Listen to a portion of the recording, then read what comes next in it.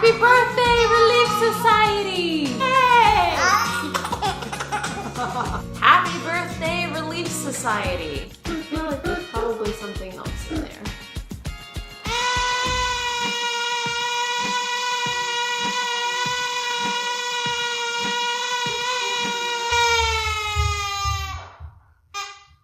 Today, I wanted to celebrate the birthday of the Relief Society, one of the world's oldest, largest women's organizations in the world. Approximately 7.1 million members worldwide, which is the women's organization of the Church of Jesus Christ of Latter-day Saints. I will celebrate by sharing with you what this organization is all about, also sharing with you some of its history. Before I forget, I did look up to see which came first, the Relief Society or Women's History Month / International Women's Day. And the Relief Society did come first, so that's cool. The Relief Society began in 1842 when Sarah Granger Kimball and Margaret A. Cook wanted to support the building of the Nauvoo Temple. Sarah and Margaret gathered together some neighbors and organized a ladies' society to sew clothes for the people who were laboring to build the temple. Eliza R. Snow writes a constitution for this ladies' society and takes it to Joseph Smith, the prophet and president of the Church of Jesus Christ of Latter-day Saints. Joseph Smith reads it and says, and I'm paraphrasing, "This is awesome, but I think the Lord has something better in mind for you." Joseph tells Eliza he will organize the women after a pattern of the priesthood. 20 women gather for a meeting with Joseph Smith and 2 apostles, Willard Richards and John Taylor. The meeting begins the way a religious service would, with a hymn and a prayer. A proposal is made that the women in the room be inducted into this new society. The prophet president and the 2 apostles leave the room while the women accept and pass the motion. Joseph then proposed these new members vote for a president, and that president then choose 2 counselors to help preside over the organization. Again, Joseph, John, and Willard leave the room while the women make these decisions. At the beginning of the meeting, the men presided, but after a president and counselors were officially chosen, Emma Smith as president, and Sarah M. Cleveland and Elizabeth Ann Whitney as her counselors, the men stepped down. The organization is officially the women's. The Female Relief Society of Nauvoo, it was originally named. It was more than a standalone women's organization. It was a part of the church, an auxiliary of the Church of Jesus Christ of Latter-day Saints. Women are not just given responsibilities, but also powers and authorities. Emma and her counselors,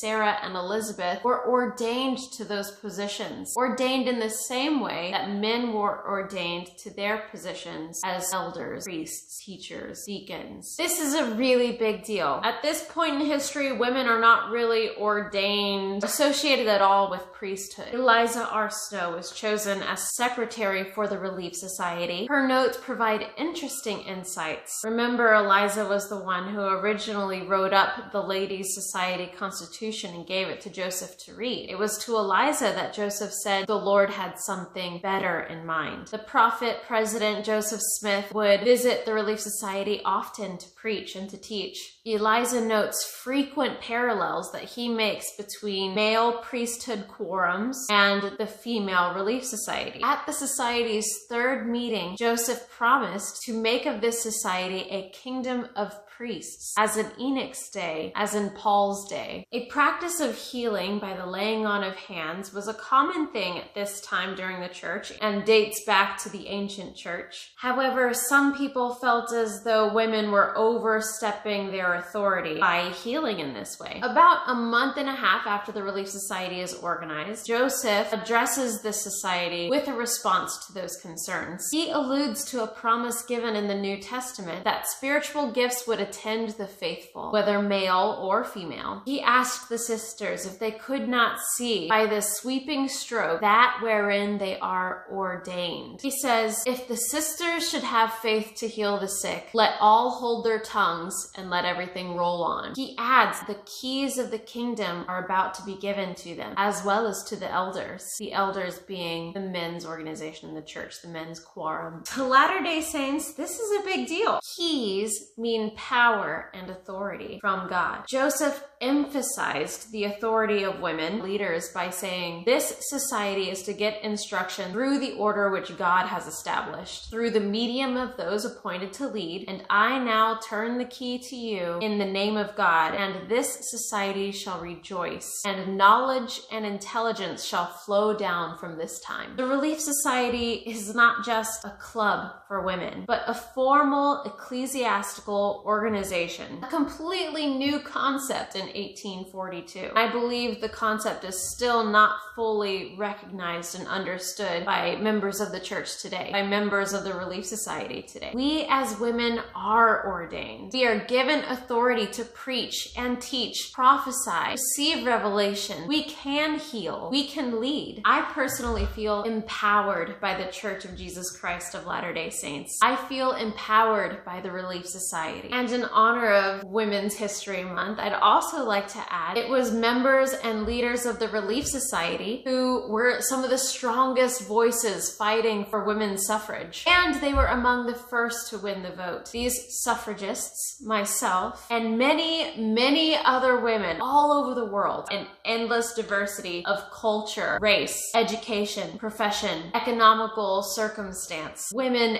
everywhere are members of the Relief Society today. This diversity gives us even more strength and even more ability to make the world a better place. We are held together by two things: our identity as women and our covenant relationship with God, which defines our incomparable, irreplaceable role in His work. Since its beginning in 1842, the Relief Society has done more than sew clothes for laborers building the Nauvoo Temple. The Relief Society sent women to medical school, trained nurses, built hospitals, operated cooperative stores, fought for women's suffrage. In the middle of the Great Depression, the Relief Society started singing groups all over the world. Women in Europe expressed how singing helped them get through the war. The Relief Society doesn't just feed bellies, it feeds souls. And it doesn't just operate on this big scale, but also on a personal scale with the Ministering Sisters program, a program designed to meet physical and spiritual